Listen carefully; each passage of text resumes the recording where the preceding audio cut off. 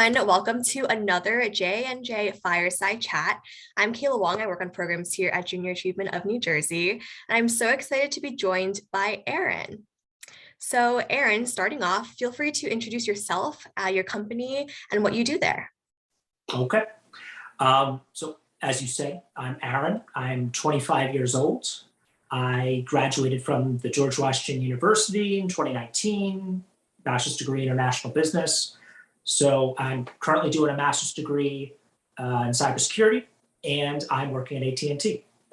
So I'm on chief security organization on the risk management team. So all cybersecurity stuff. We basically review existing vulnerabilities, and we kind of bring all the stakeholders, the people who do the applications, all the bosses, all the subject matter experts onto the same page of, okay, here's the problem, here's the solution, here's any controls we can put in place to make things safer. What's our time period to get there? And what do we need to do to get there? So, and that's kind of what we do. It's a lot of documentation and a lot of consensus work. Awesome. That's great. And I'm excited to get into more of what you do at AT&T later. But first, wanted to ask you if you could share your job story. So how many different types of jobs you had? Did all of them relate to your current position? No, not at all. No. I've had like 3.5 jobs, I would say. They were all kind of weird. One job, that's the half job, is sort of related to this, almost the exact same thing. But I guess I'll start at the beginning here. I originally was an intern for AT&T. I started off in the government space, working with the Department of Homeland Security. And that was just one of those things where there were X number of intern slots and there were X number of jobs, and they kind of slotted us in there. So I walked into the office and they're like, okay, here's a bunch of just clerical work that interns normally do. And I did that in the first couple of days. I'm like, okay, I'm bored. Give me something challenging. And they said, well, there's a quote system for Department of Homeland Security clients, such as ICE or FEMA or stuff like that. And we don't know how it works because it's dealing with copper wires that are like 40, 50-year-old technology. And no one's been working on this in years. And we were just given the green light that we have to take this on. And so I did that for 3 months for the rest of my internship. And I handed it back to them. And I said, I did it in a presentation. I said, okay, so this is what I did. This is what you need to pick up. And they're like, I don't want to do that. So they offered to take me on while I was finishing up my senior year in college. And so I said, okay, it'll be a little bit of a struggle there, but I took it on, and it was probably the best single move for my entire career, because it got me started in a technically complicated field, and everyone loves that. So I started off my first job out of college. I went from there to a purely sales role, because the original, it was quoting, so it was sales support. And I didn't realize what it was exactly when I was getting into it, but it ended up being very small business heavy. You'd pick up the phone, you'd call 100 businesses and ask them if they want a cell phone, and 99.9 of them are going to say no, they don't. And you build a funnel, and you try to fix their problems, try to fix the problems that they currently have. And it's tough, and it's sometimes really rewarding. And after a year of that, I said, let me try to find something else. So actually, like 9 months into it, I was doing a lot of networking. And just like in sales, you've got 4 or 5 different opportunities, because you call X number of people, and Y number of people have said, yeah, we might have something. And then every single month I would have a meeting with some of these people. Obviously, they were the one to offer it. wasn't me, saying, well, check back with me next month. So then I put in another meeting on their calendar and we go through what they're doing and do an informational interview. And I wasn't saying like, hey, do you have a job? It was more like, how's your month going? Let's get coffee. Let's talk about this. And cybersecurity came to me. That there was a person in HR who I always respect who said, actually, I finally have something for you. And so that came right out of left field. But that was the job for the content side of AT&T Warner Media, which is getting spun off now. And that kind of brings me sort of to where I am now. Wow, that's awesome. And it's cool to see how you were able to network and use your resources to kind of shape your own career path. So discuss your education path now. Did it help you guide to the career that were the things that you wanted to do? And how did you use your career and your educational experience to kind of bridge the two to get to where you are today? Yeah. Okay. The big thing, so I did international business, and in terms of what I was taught in school, it's almost nothing to do with what I do now.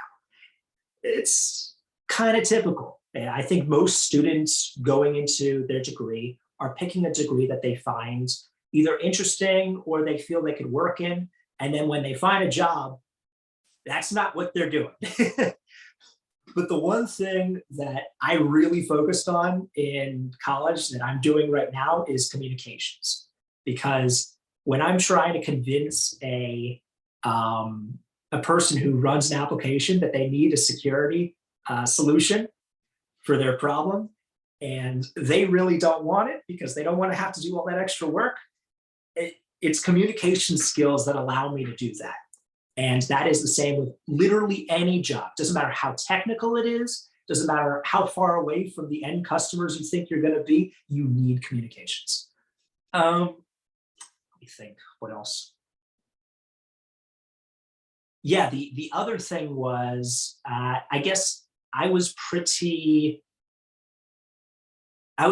flexible about where I was going. So you had the whole international business field, and that took you into a sales role.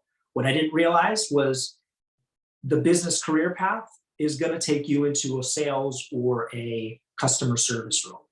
And that's true about a lot of degrees. Your first job is going to be different than what you expect it to be. I hope that answered your question.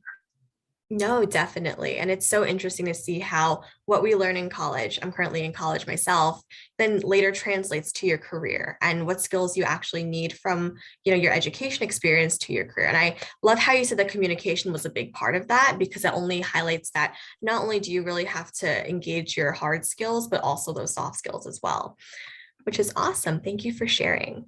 I know that a lot of our students right now are thinking about how they can get to where you are today and how they can kind of follow in your footsteps. So what advice would you give to the students that are watching right now?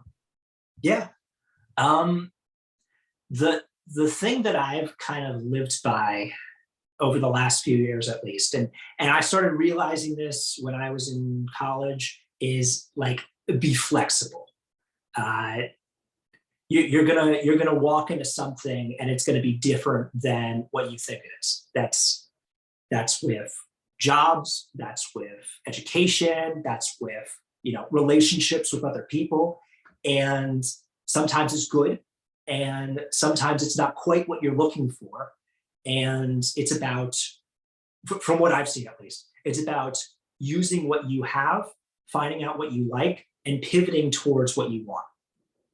So that's part of it. The other part is be curious, because if you're wandering into a new situation and you're trying to be flexible and you find something that you're not sure about, going down that rabbit hole and figuring out what it is a lot of fun. And it allows you to be able to look at things like, let's say, just an example. If my boss is talking to me about some archaic system, but I spent 2 hours on Tuesday researching systems related to that, I kind of have a bit of a background on it. I didn't expect to, I mean, I'm 25. I don't typically have that sort of thing, but if I do, if I've taken the time to be curious, then it can pay off in ways you don't expect.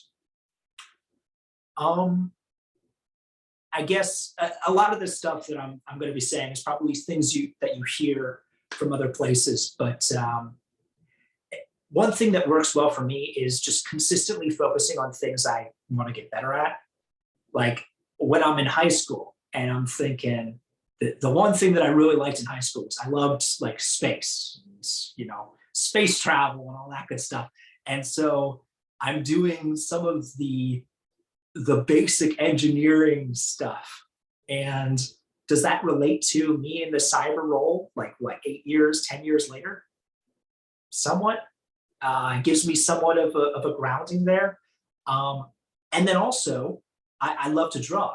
And that has not too much to do with cybersecurity, but it's fun. It's part of what kind of propels me. It's something that allows me to work harder at the job I have right now because I have something very different to that I can pivot to when I'm done. So, like I said before, a little bit of a tangent here, but yeah, there you go. No, that's awesome. And I love how you mentioned like using your different interests and your skills and not forgetting about them in the current job that you have, but instead embracing all of them, which is awesome. So are there any additional resources or any additional information that you think is important for students who are interested in learning more about the type of work that you do? And if so, like what are these type of resources? How can they utilize them and access them? Yes, absolutely. There is one resource in particular. It's called Professor Messer, professormesser.com. This amazing dude, he's got a YouTube series. It's completely free. You can just look him up on YouTube. He's got a cybersecurity course. He has a computers course. It's meant to be to teach you to take I think it's called the Security Plus exam, which is a certification that allows you to go to new companies and say, hey, I've got this. I know what I'm talking about. But when I joined cybersecurity, it wasn't my background. I binged his entire series on this stuff, and it's in depth on everything. So Professor Messer, professormesser.com, I would absolutely look it up. It's completely free. In addition to that, if you are looking to get into a bachelor's degree or a master's degree, I highly recommend cybersecurity. It's one of those things where if you're going into a really hot field, you know you're going to get a job out of it. It might not necessarily be the job you are 100% looking for right now, but if it's even remotely what you're looking for, it'll give you the ability to pivot and get other jobs in the future. So highly recommend. Yeah. The first job that most people typically get out of cybersecurity is systems operation center, SOC jobs, which is basically you're patrolling the network, you're seeing all the data coming in, and something is going to go wrong and you're going to fix it. And that's an entry-level job, and it pays dividends. So recommend. Awesome. Thank you. And we can try to link those websites and resources in our description box as well. Awesome. Well, thank you so much for taking the time to record this fireside chat with us, Aaron. Are there any last words that you have? Anything that you want to say to our students? Just kind of going off of some of the stuff that I'd said before, one of the big things is just like appreciate where you are now, because when I was younger, I was always like, okay, I'm gonna plan this, and then this thing is gonna lead to this, and then I'll have everything figured out by this age. And what I realized is that's not the way the world works. So I decided to be flexible about it and just look for opportunities as they come, but not to, not to plan too much, and then to appreciate where I've come from, where I am now, and where I think I'm going. So that's kind of a big thing. And then again, moving on to the passions, just continue to develop your passions. It might not be related to what you are doing right now, but if it's space, or if it's writing, or if it's guitar or whatever, uh, you don't know when that's going to come into play, and you might not make any money off of it. That's okay, and you might make money off of it. That's okay too. But just keep doing what you're doing. Awesome. Well, thank you again, Erin, for taking the time to record this fireside chat with us. I'm sure our students learned so much. And again, if you do want to watch some more of these fireside chats, feel free to check out our YouTube channel. Thank you.